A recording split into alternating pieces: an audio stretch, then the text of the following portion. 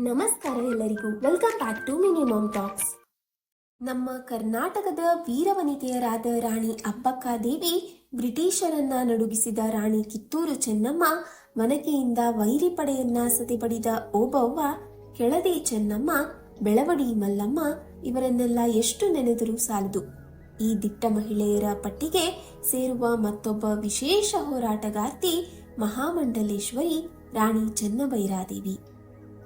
1530ರ ದಶಕದ ಆರಂಭದಲ್ಲಿ ಕರ್ನಾಟಕದ ಉತ್ತರ ಕನ್ನಡದ ಹಡವಳ್ಳಿಯಲ್ಲಿ ದಿಗಂಬರ ಜೈನ ಕುಟುಂಬದಲ್ಲಿ ಜನಿಸಿದ ಚೆನ್ನಭೈರಾದೇವಿ ಭಾರತೀಯ ಇತಿಹಾಸದಲ್ಲೇ ಸುದೀರ್ಘ ಅವಧಿಯ ಆಳ್ವಿಕೆಯನ್ನ ನಡೆಸಿದ ವೀರ ಮಹಿಳೆ. ಕಾಳು ಮೆಣಸಿನ ರಾಣಿ ಚೆನ್ನಭೈರಾದೇವಿ ಅಂತಾನೆ ಹೆಸರುವಾಸಿ.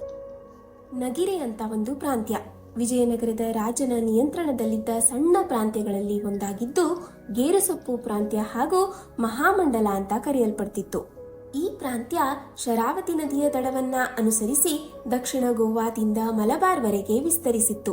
ಗೇರುಸೊಪ್ಪೆ ಪ್ರಾಂತ್ಯದ ರಾಜಧಾನಿಯಾಗಿ ಕಾರ್ಯನಿರ್ವಹಿಸುತ್ತಿತ್ತು.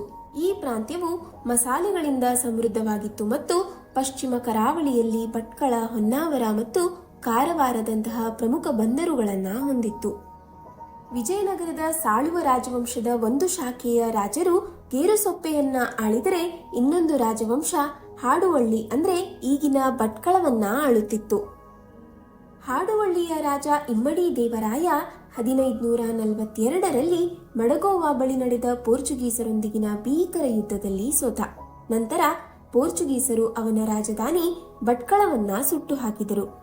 ಪೋರ್ಚುಗೀಸ್ನ ಒಬ್ಬ ನಾಯಕ ಇಮ್ಮಡಿ ದೇವರಾಯನ ಹೆಂಡತಿ ಹಾಗೂ ಚೆನ್ನಭೈರಾದೇವಿಯ ಅಕ್ಕನಾದ ಚೆನ್ನಾದೇವಿಯನ್ನ ಸೋಲಿಸಿ ಬಂದರಿನಲ್ಲಿ ಬಂಡಿರಹಿತ ಮೊಹಮ್ಮದೀಯ ಹಡಗುಗಳನ್ನು ಆಶ್ರಯಿಸಿ ಹಾಗೂ ಪೋರ್ಚುಗೀಸರೊಂದಿಗಿನ ಒಪ್ಪಂದದ ಪ್ರಕಾರ ಕಪ್ಪವನ್ನ ಪಾವತಿಸಿಲ್ಲ ಅಂತ ಆರೋಪಿಸಿದ. ಚೆನ್ನಾದೇವಿಯ ನಂತರ ತಂಗಿಯಾದ ಚೆನ್ನಭೈರಾದೇವಿ ಹಾಡುವಳ್ಳಿಯೊಂದಿಗೆ ಗೇರುಸೊಪ್ಪೆಯ ಅಧಿಕಾರವನ್ನ ಪಡೆದಳು. 1550ರ ದಶಕದ ಆರಂಭದ ವೇಳೆಗೆ ಸಾಳುವ ರಾಜವಂಶಕ್ಕೆ ಸೇರಿದ ಚೆನ್ನಭೈರಾದೇವಿ ರಾಣಿಯಾದಳು. ದಕ್ಷಿಣ ಕೊಂಕಣಕ್ಕೆ ತಮ್ಮ ಹಿಡಿತವನ್ನ ವಿಸ್ತರಿಸುವ ತವಕದಲ್ಲಿದ್ದ ಪೋರ್ಚುಗೀಸರಿಗೆ ತಡೆಗೋಡೆಯಾಗಿ ನಿಂತು ಇಂದಿನ ಕೆನರಾ ಪ್ರದೇಶವನ್ನ ರಕ್ಷಿಸಿದ್ದು ರಾಣಿ ಚೆನ್ನಭೈರಾದೇವಿ. ವಿಜಯನಗರದ ಅಡಿಯಲ್ಲಿ ನಗಿರೆ ಪ್ರಾಂತ್ಯದ 16ನೇ ಶತಮಾನದ ಜೈನ ರಾಣಿಯಾಗಿದ್ದ ಇವರನ್ನ ಅಧಿಕೃತವಾಗಿ ಮಹಾಮಂಡಲೇಶ್ವರಿ ರಾಣಿ ಚೆನ್ನಭೈರಾದೇವಿ ಅಂತ ಕರೆಯಲಾಗ್ತಿತ್ತು. ಚೆನ್ನಭೈರಾದೇವಿಯ ಸಾಮ್ರಾಜ್ಯ ದಕ್ಷಿಣ ಗೋವಾ, ಉತ್ತರ ಕನ್ನಡ, ದಕ್ಷಿಣ ಕನ್ನಡ, ಭಟ್ಕಳ, ಮಲ್ಪೆ, ಹೊನ್ನಾವರ, ಮಿರ್ಜಾನ್, ಅಂಕೋಲಾ, ಬೈಂದೂರು ಮತ್ತು ಕಾರವಾರಗಳನ್ನ ಒಳಗೊಂಡಿತ್ತು. ಕರಾವಳಿಯ ಜೊತೆಗೆ ಘಟ್ಟದ ಮೇಲಿನ ಭಾರಂಗಿ, ಮರಿಬೀಡಿ, ಕರೂರು, ಹನ್ನಾರ, ಬಿದನೂರು, ಸವಳ್ನಾಡು, ಅವಿನಹಳ್ಳಿ ಪ್ರದೇಶಗಳು ಚೆನ್ನಭೈರಾದೇವಿಯ ಆಳ್ವಿಕೆಗೆ ಒಳಪಟ್ಟಿದ್ದವು. 1559 ಮತ್ತು 1570ರಲ್ಲಿ ನಡೆದ ಪೋರ್ಚುಗೀಸರ ವಿರುದ್ಧದ ಯುದ್ಧಗಳಿಗೆ ಹೆಸರುವಾಸಿ ರಾಣಿ ಚೆನ್ನಭೈರಾದೇವಿ. ಈ ಯುದ್ಧಗಳಲ್ಲಿ ಗೆದ್ದ ಕಾರಣ ಪೋರ್ಚುಗೀಸರೊಂದಿಗೆ ವಾಣಿಜ್ಯ ವ್ಯವಹಾರಗಳನ್ನು ಪ್ರಾರಂಭಿಸಲು ಸಹಾಯ ಮಾಡಿತು. ಭಟ್ಕಳ ಮತ್ತು ಹೊನ್ನಾವರ ಬಂದರುಗಳ ಮೂಲಕ ಯುರೋಪಿಯನ್ ಮತ್ತು ಅರಬ್ ಪ್ರದೇಶಗಳಿಗೆ ಹೆಚ್ಚಿನ ಪ್ರಮಾಣದ ಕಾಳುಮೆಣಸು ಮತ್ತು ಇತರ ಮಸಾಲೆಗಳನ್ನು ರಫ್ತು ಮಾಡುತ್ತಿದ್ದರಿಂದ ರಾಣಿ ಚೆನ್ನಭೈರಾದೇವಿಗೆ ಪೋರ್ಚುಗೀಸರಿಂದ ದ ಕ್ವೀನ್ ಆಫ್ ಪೆಪ್ಪರ್ ಅಂದ್ರೆ ಕಾಳುಮೆಣಸಿನ ರಾಣಿ ಎಂಬ ಬಿರುದನ್ನ ನೀಡಲಾಯಿತು. 1571ರಲ್ಲಿ ಸಂಯುಕ್ತ ಸೈನ್ಯ, ಈ ಸೈನ್ಯದಲ್ಲಿ ಗುಜರಾತ್ನ ಸುಲ್ತಾನರು, ಬೀದರ್ನ ಸುಲ್ತಾನರು, ಬಿಜಾಪುರದ ಆದಿಲ್ ಶಾಹಿಗಳು ಮತ್ತು ಕೇರಳದ ಜಾಮೋರಿನ್ ಆಡಳಿತಗಾರರು ಸೇರಿದಂತೆ ಅನೇಕ ರಾಜರು ಸೇರಿದ್ರು. ಈ ಸೈನ್ಯದ ನೇತೃತ್ವವನ್ನ ವಹಿಸಿದ್ದು ರಾಣಿ ಚೆನ್ನಭೈರಾದೇವಿ. ಅವರ ಸಾಮ್ರಾಜ್ಯದ ರಾಜಧಾನಿ ಗೇರುಸೊಪ್ಪೆ ಪ್ರವರ್ಧಮಾನಕ್ಕೆ ಬರುತ್ತಿರುವ ವ್ಯಾಪಾರ ಕೇಂದ್ರ ಮತ್ತು ಯಾತ್ರಾ ಸ್ಥಳವಾಗಿತ್ತು. ರಾಣಿ ಚೆನ್ನಭೈರಾದೇವಿಯ ರಾಜತಾಂತ್ರಿಕತೆ ರಾಜಕೀಯವಾಗಿ ಪೋರ್ಚುಗೀಸರನ್ನ ವಿರೋಧಿಸುತ್ತಿದ್ರೂ ಅವರೊಂದಿಗೆ ವ್ಯಾಪಾರ ಮೈತ್ರಿ ಮಾಡಿಕೊಂಡು ಅಕ್ಕಿ, ಕಾಳುಮೆಣಸು, ಏಲಕ್ಕಿ, ದಾಲ್ಚೀನಿ, ಬೆಲ್ಲ, ಕಬ್ಬು ಹೀಗೆ ಹಲವಾರು ಮಸಾಲೆ ಪದಾರ್ಥಗಳನ್ನ ಮಾರಲಾಗುತ್ತಿತ್ತು.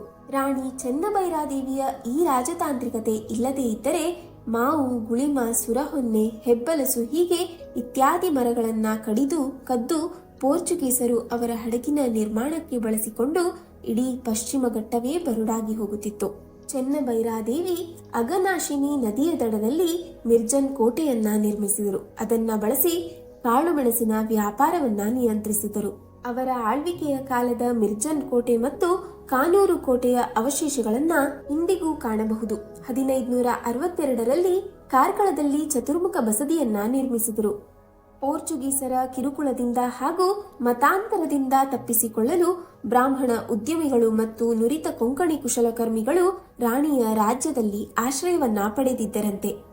ಬಿಳಗಿ ಮತ್ತು ಕೆಳದಿ ಪ್ರಾಂತ್ಯಗಳು ನಗಿರೆ ಪ್ರಾಂತ್ಯದ ನೆರೆಹೊರೆಯರಾಗಿದ್ರು ಮತ್ತು ತಮ್ಮ ರಾಜ್ಯಗಳನ್ನ ವಿಸ್ತರಿಸಲು ಆಗಾಗ ನಗಿರೆಯನ್ನ ವಶಪಡಿಸಿಕೊಳ್ಳಲು ಪ್ರಯತ್ನಿಸುತ್ತಿದ್ದವು. ಅವರನ್ನ ಎದುರಿಸಲು ಚೆನ್ನಬೈರಾದೇವಿ ಬಿಜಾಪುರ ರಾಜರೊಂದಿಗೆ ಉತ್ತಮ ಸಂಬಂಧವನ್ನ ಬೆಳೆಸಿಕೊಂಡಿದ್ರು.